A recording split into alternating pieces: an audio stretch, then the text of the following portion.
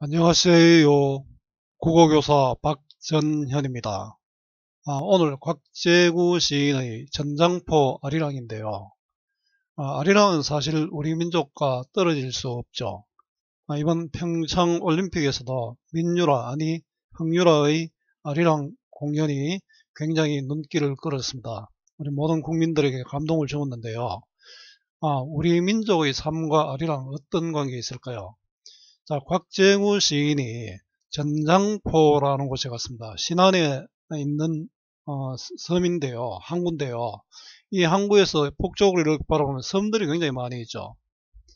자, 이 섬을 보면서 우리 민중들의 삶을 생각한 시입니다. 자, 흥유라의 아리랑 공연 여러분도 꼭 한번 봤으면 좋겠습니다. 다시 봐도 감동일 겁니다. 평창올림픽에서도 만났습니다. 우리 민족의 노래 아리랑. 자, 섬에서 본 민중들의 애환. 자, 다도의 섬을 통해 본 우리나라 사람들의 희로애락. 지난 1월 전라도 신안여행 때 전장포는 몰랐습니다. 도리포는 가봤는데요. 전장포는 못 가봤습니다. 자, 섬이 많은 신안군이지만 전장포 앞바다에는 크고 작은 섬들이 있답니다. 가기도, 송이도, 안마도, 제원도, 보남도, 나골도. 시인은 그 섬들을 바라보면서 그곳에 사는 사람들의 삶을 생각했습니다.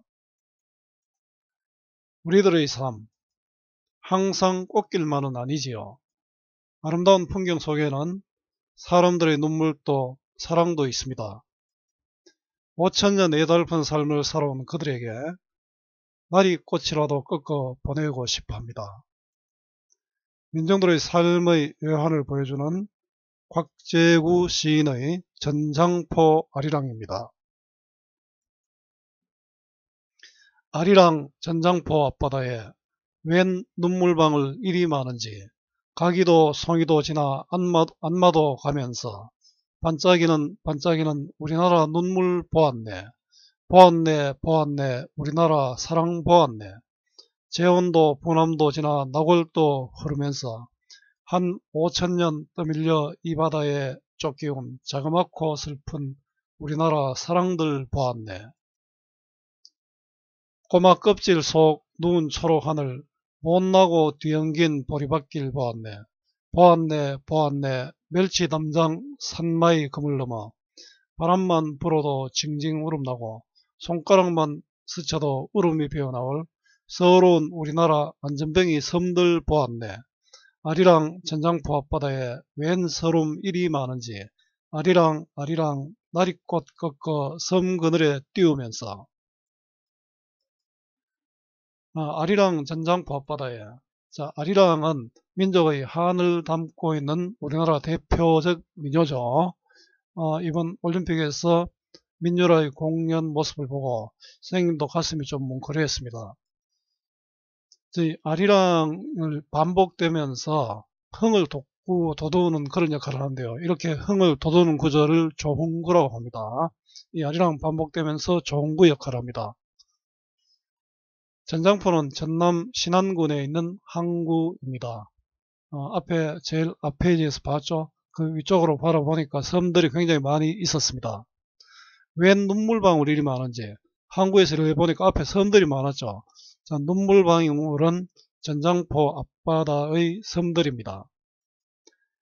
가기도 송이도 지나 안마도 가면서 자, 섬들의 이름을 구체적으로 나열을 했죠. 이렇게 함으로써 사실성과 구체성을 얻을 수 있습니다.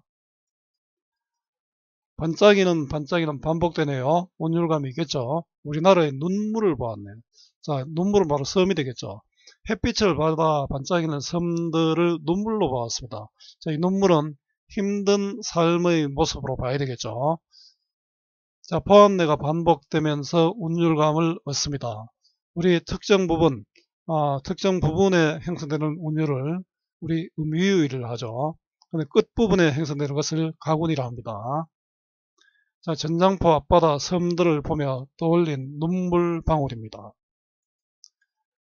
보았네, 보았네, 우리나라 사랑 보았네. 자, 이제 사랑을 보았네요.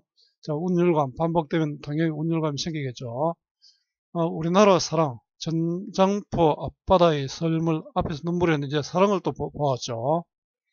제온도 보남도 지나 낙월도 흐르면서 사람들의 이름을 구체적으로 나열했죠. 사실성, 구체성이라고 이야기했습니다. 한 5천년 떠밀려 이 바다에 쫓기운. 자, 한 5천년은 우리 민족의 역사인데 떠밀려라는 말을 것으로 봐서 시련의 역사를 할 수 있습니다. 지금도 우리는 강대국들 사이에서 참 힘들죠. 정신 차려야 할 때입니다. 자그맣고 슬픈 우리나라 사랑들 보았네. 자, 슬픈 우리나라 사랑들은 결국 민중들의 고달픈 삶이라고 할 수 있을 겁니다.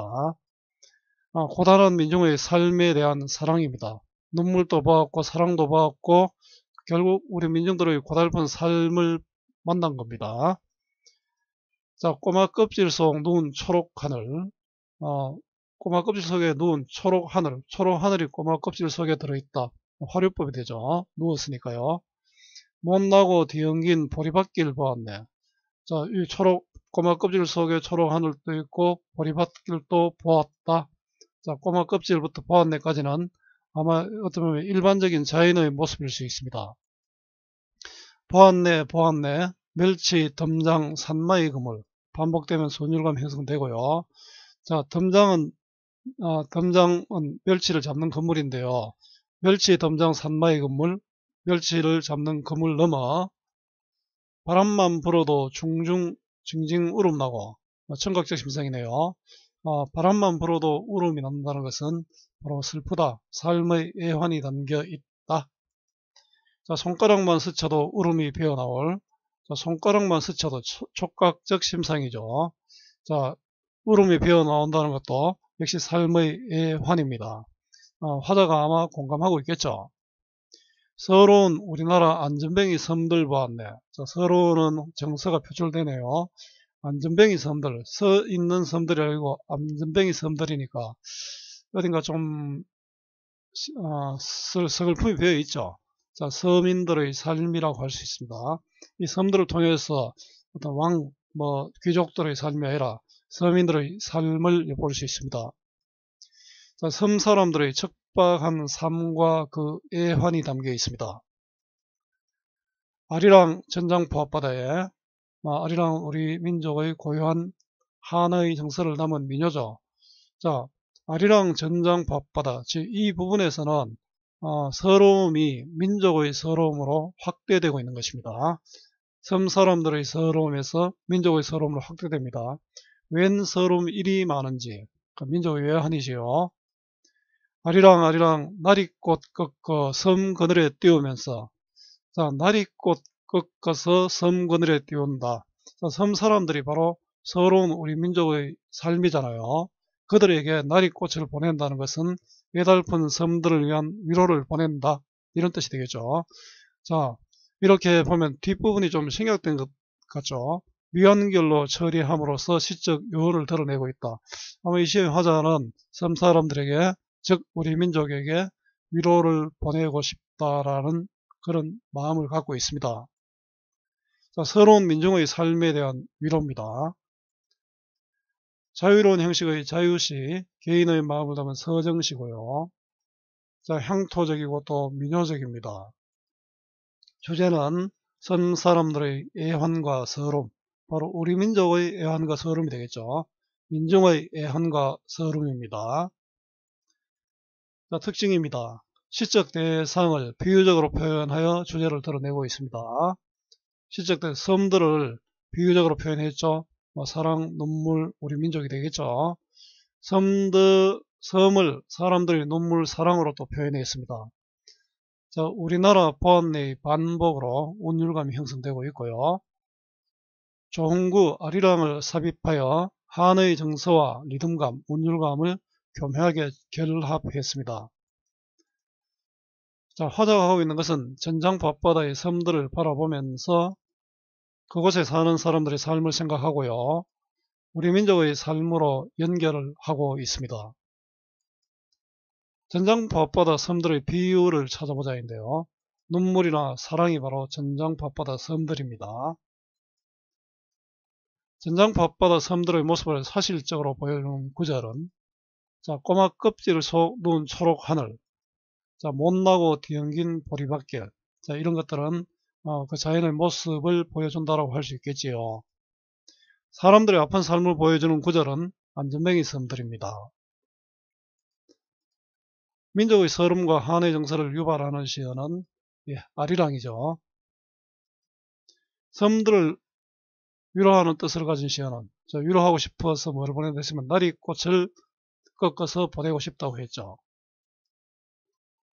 우리나라 사람들의 애환을 드러낸 식구는 자그맣고 슬픈 우리나라 사랑들 보았네, 이런 부분이 되겠죠.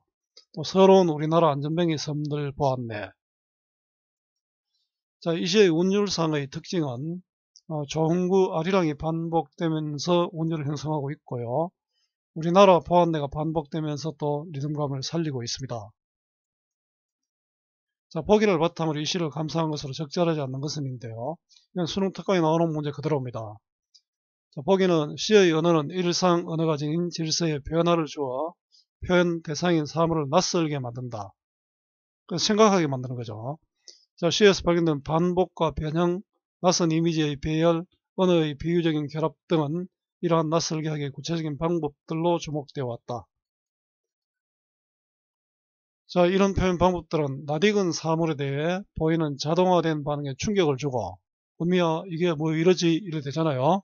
사물을 재인식하거나 사물의 이면에 숨은 진실에 주목하게 하여 의미를 새롭게 형성하고 있다. 시의 역할이 이런 데 있습니다. 뭐 이런 골치 아픈 거가 아니고 여러분들 좀 생각을 해보면은 새로운 것들을 경험할 수 있을 겁니다. 자, 각 섬들의 이름을 나열하여 눈물방울로 연결시키는 것은 일상 언어와 다른 비유적인 결합에 해당하는 표현으로 우리가 사물을 재인식하게 하도록 하고 있군. 그렇죠?